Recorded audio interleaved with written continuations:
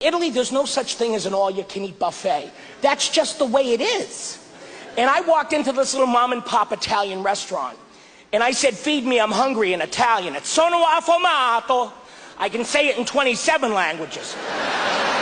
I can write it in hieroglyphics if I have to.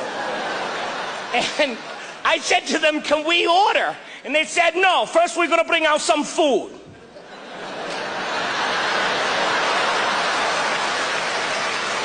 This will be my new home. So he brought out like sandwiches. He brought out fried calamari, potato and gnocchi, pollo voltastano, eggplant Milanese. Then he says, "Now we come, we take your order." You're not scaring me. They brought out food for hours. We were fighting amongst ourselves. "Stop ordering, this is enough. I didn't order this. I didn't order this either. They're just bringing out stuff. Let's get out of here."